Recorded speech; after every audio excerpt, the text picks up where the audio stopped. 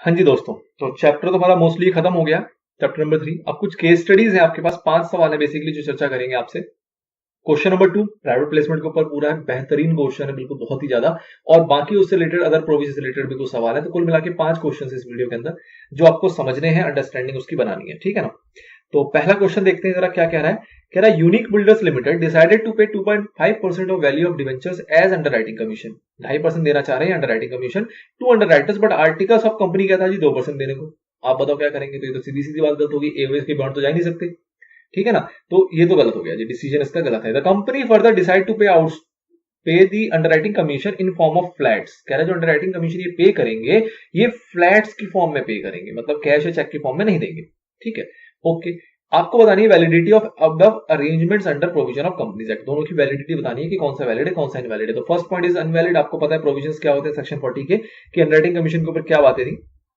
तो उसमें बेसिकली वही लिखा था कि शेयर्स के अंदर 5% है, डिबेंचर्स के अंदर 2.5% है। और दोनों के केस में क्या आ रहा था आपका कि एओए विचएवर इज लेस। दोनों के केस में प्रोविजन किसका था, एओए और विचएवर इज लेस। तो सीधी सी बात है, तो सेक्शन 40 के आपको प्रोविजन यहाँ लिखने होंगे कि भैया आपका कमीशन जो ऑथराइज होना चाहिए वो कहां से पे कर सकते हो, प्रोसीड से दे सकते हो और प्रॉफिट से दे सकते हो, दोनों में से आप जिससे देना चाहो या दोनों में से भी दे सकते हो। फिर थर्ड पॉइंट आपका आया था 5% ऑथराइज वाला, 2.5% और ऑथराइज वाला विचएवर इज लेस वाली पॉइंट थी।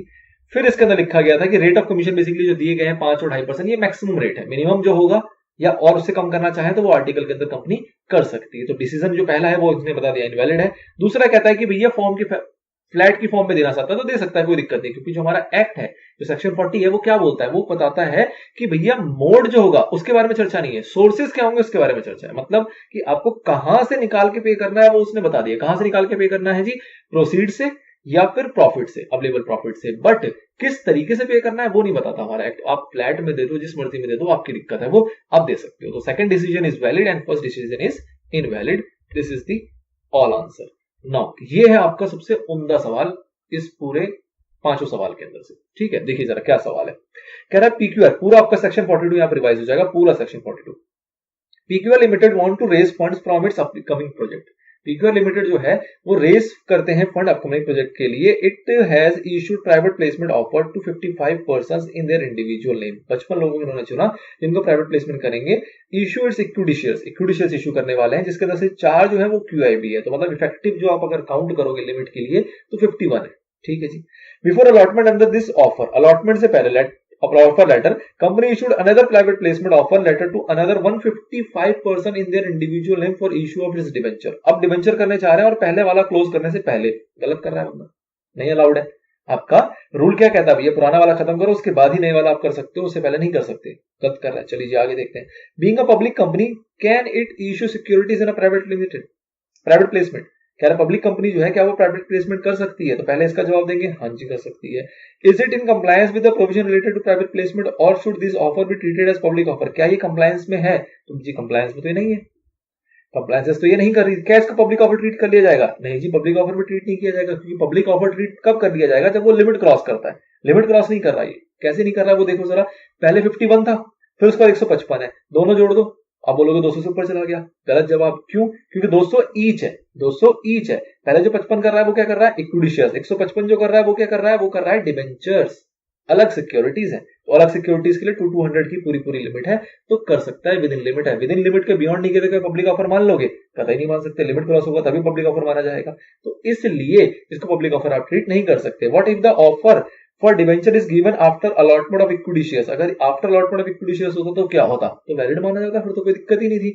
But with in the same financial year, बिल्कुल सही कह रहा है कि भैया उसी साल में, लेकिन after closure of equity share या अलॉटमेंट ऑफ इक्विटी शेयर माना होता तो क्या होता, तो उसके इसमें सही मान लेते हो। तो ये पूरी बात करके आपके सारे प्रोविजन यहाँ पे चर्चा कर गया। इसी को आपको आंसर करना है। पहले आप सेक्शंस का रेफरेंस देंगे, फिर उसके बाद अपने पॉइंट पे आ जाएंगे। सेक्शन की बात कर रहे हैं, 42 के बारे में बता दिया कि भैया प्राइवेट पब्लिक दोनों चाहे तो वो दे सकते हैं यहाँ पे। फिर उन्होंने काउंटिंग की बात कर दी कि भैया एम्प्लॉइज को और क्यूआईबीज को हम इसके अंदर काउंट नहीं करते। जब 50 की काउंटिंग होती है तो 50 का लिखा है उसके अंदर, फिर लिखा है एज में भी प्रिस्क्राइब हो सकता है, और रूल्स के अंदर इसको बता दिया गया कितना 200, और जिसके अंदर हम सेपरेटली काउंट करते हैं हर एक सिक्योरिटी के लिए, मतलब डिबेंचर और इक्विटी को मिक्स नहीं किया जाता। फिर क्या कह रहा है कि अगर उससे ज्यादा होगा, अगर प्रिस्क्राइब लिमिट के आप बियॉन्ड चले जाते हो तो उस केस में आपकी जो ये ऑफर होगा इसको मान लिया जाएगा पब्लिक ऑफर, जो कि इसने नहीं किया, ये वाली गलती। ओके, फिर एक और चीज क्या लिखी थी कि भैया आपको अपना पुराना वाला जो प्रोसीजर है जो है उसको कंप्लीट कर लेना या फिर विड्रॉ या अबेंडन कर देना है, तो उसके बाद ही आप फ्रेश इशू कर सकते हो, उसके अलावा आप नहीं कर सकते हो। ओके, फिर और क्या पॉइंट आया? फिर पॉइंट आया कि एन ऑफर और invitation not in compliance with the provision of this section shall be treated as public offer. अगर कोई भी ऑफर इन्विटेशन अगर कंप्लायंस नहीं होगा तो उसको हम क्या मान लेंगे? पब्लिक ऑफर मान लेंगे, उसके ऊपर पब्लिक ऑफर की प्रोविजन लगा देंगे। फिर उन्होंने केस स्टडी को उठाया है, जो आपका सवाल था उससे इसको मर्ज किया कि जी 55 थे, 4 को हटा दो 51 बन जाएंगे इफेक्टिव पर्सन, तो विद इन लिमिट है तो कोई दिक्कत नहीं है यहाँ पे।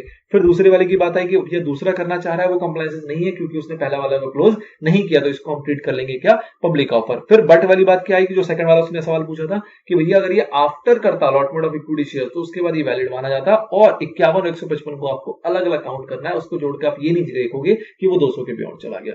तो this is the whole answer कि किस तरीके से आपको आंसर करना है। तो कहीं ना कहीं सारी बातें आ गई सेक्शन नंबर 42 की। अगला सवाल आता है, state in what ways does the companies act 2013 regulate and restrict the following in respect of company going to public issue. क्या है इसके लिए सिनेरियो? बेसिकली कंपनी एक्ट के प्रोविजन पूछ ली उसने कि मिनिमम सब्सक्रिप्शन का भी बता दो और application money payable on shares been issued, जो एप्लीकेशन मनी पेबल है उसको लेके क्या प्रोविजंस है, तो वो सारा आपको कहीं ना कहीं 39 का समरी वे में यहाँ पे सारी पॉइंट लिख देने।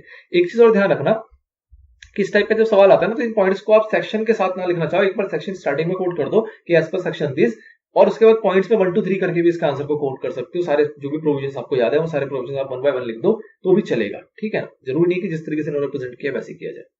तो ये बात करा 39 है वो 39(1) की और 39(2) की। 39(1) बेसिकली मिनिमम सब्सक्रिप्शन, जिसमें आपने देखा हुआ है कि भैया अलॉटमेंट नहीं कर सकते कब तक? जब तक कि जो भी अमाउंट आपने लिखा था मिनिमम प्रिस्क्रिप्शन का, अपने मिनिमम सब्सक्रिप्शन का आपने प्रोस्पेक्टस के अंदर, सपोज आपने लिखा था 80% मिनिमम सब्सक्रिप्शन है, 95% है, वॉट एवर, तो वो जब तक सब्सक्राइब नहीं हो गया तब तक आप अलॉटमेंट नहीं कर सकते। और दूसरा पॉइंट क्या था कि जब तक आपको पैसे ना रिसीव हो गए हो, एप्लीकेंट ने पैसे पे ना कर दिए हो, आपको पैसे रिसीव ना हो गया हो, तब तक आप अलॉटमेंट नहीं कर सकते। एप्लीकेशन मनी की बात करें तो आपको देखा गया था कि एप्लीकेशन मनी जो होगी वो मिनिमम कितनी हो सकती है? 5%, मतलब 5% से कम आप नहीं रख सकते, उससे आप ज्यादा ही रखोगे, या फिर और कोई परसेंट हो सकता है जो भी कौन बताए से भी बताएगा आपको। फिर बात आती है कि भैया अगर आपको पैसे नहीं मिले कितने दिन के अंदर? 30 दिन के अंदर, तो उस केस में भी आपको क्या करना पड़ जाता था? रिफंड करना पड़ जाता था। फिर रिफंड को लेकर और अच्छी चर्चा थी जो इस आंसर में इन्होंने नहीं लिखी है, आप अपने आंसर में लिख सकते हो कि रिफंड करना पड़ेगा, कितने दिन के अंदर करना पड़ेगा, अगर डिले हो गया तो कितना इंटरेस्ट देना पड़ेगा, और कौन उसके लिए पर्सनली लायबल होता था, ज्वाइंटली और सबरली आपने देखा था डायरेक्टर्स लायबल होते थे। तो वो सारे प्रोविजंस भी आप इसके अंदर इंसर्ट कर सकते हो, इन्होंने उतना डीप नहीं किया हुआ। फिर क्या है बात, in case of any default under subsection, तो कंपनी और ऑफिसर के ऊपर क्या पेनल्टी लगती थी कि भैया 1000 रुपए प्रतिदिन के हिसाब से मैक्सिमम कितना जाएगा आपका? 1 लाख रुपए, विच एवर इज लोअर। और एप्लीकेशन मनी को रखा कहां जाएगा? तो उसके लिए भी प्रोविजन था कि सेपरेट बैंक अकाउंट होगा किसी भी शेड्यूल बैंक के अंदर, और उसको यूटिलाइज आप नहीं कर सकते किन किन पर्पज के लिए, वो चीज इन्होंने अपने आंसर में नहीं लिखा, वो भी आप मेंशन कर सकते हो। नाउ नेक्स्ट क्वेश्चन आता है, the board of directors of reckless investment limited has allotted shares to the investor of the company without issuing prospectus. बिना प्रोस्पेक्टस इशू किए भैया शेयर्स अलॉट कर दिए with the registrar of company Mumbai. Explain करना है remedy, तो basically क्या करना पड़ेगा? सेक्शन 23 लग जाएगा, सेक्शन 26 लग जाएगा। सेक्शन 23 किस चीज की बात करता था कि अगर आपको शेयर्स इशू करना है पब्लिक के अंदर तो उस केस में आपको क्या जरूरी है? प्रोस्पेक्टस का इशू करना। 26(1) क्या बात करता था कि भैया प्रोस्पेक्टस के सारे रूल्स है कि क्या क्या बातें प्रोस्पेक्टस में लिखी होनी चाहिए, और उसके अंदर ये रूल भी लिखा हुआ था कि जो भी प्रोस्पेक्टस होगा उसको रजिस्ट्रार के पास फाइल करना जरूरी है, उसके बाद ही आप इशू कर सकते हो। इसने ना 23 फॉलो किया ना 26 फॉलो किया, तो भैया क्या होगा? जो आपकी अलॉटमेंट है वो क्या मानी जाएगी? वॉइड मानी जाएगी, और आपको यहाँ पे क्या होगा? आपको सारे पैसे भी रिफंड करने पड़ेंगे जिससे भी आपने पैसे लिए हैं, नंबर 1। और नंबर 2, जो 26 वाले सेक्शन के अंदर आपका पनिशमेंट वाली बातें थी 26(9) के अंदर, वो सारी पनिशमेंट भी आपके ऊपर लग जाएंगी, बोर्ड ऑफ डायरेक्टर्स के ऊपर वो लाइबल हो जाएंगे।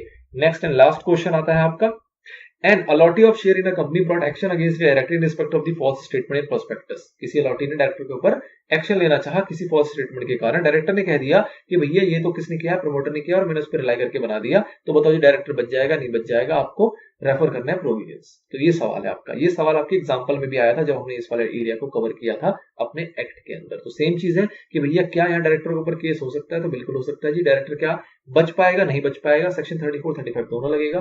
34 में बच भी गया ये बोलते हुए कि मैंने ऑथराइज नहीं किया प्रोस्पेक्टस को, तो 35 में लपेटे में आ जाएगा। क्यों? क्योंकि 35 में जो पर्सन है डिफॉल्ट के अंदर उसमें स्पेशली नाम लिखा हुआ डायरेक्टर्स का, और अगर वो ये कहता है कि भैया मैंने किसी और की बात मान के कर ली थी, मैंने उस पर रिलाई कर लिया था, मैंने खुद प्रिपरेशन नहीं की थी, तो वो बात उसके एक्सक्यूज के लिए काफी नहीं है। बच सकता है, कब बच सकता है? तो उस बचने वाली पॉइंट को आपको लिखना पड़ेगा। 34 में कब बच सकता था? जब वो ओमिशन इमटेरियल हो, या फिर उसने कुछ रीजनेबल ग्राउंड के बेसिस पे उसको, रीजनेबल ग्राउंड था उसके बाद जिसके बेसिस पे उसने सही मानते हुए उसको अप्रूव कर दिया था, ऑथराइज कर दिया था 34 के अंदर। 35 में क्या बातें आई थी कि जब उसने अपने कंसेंट को क्या कर लिया है?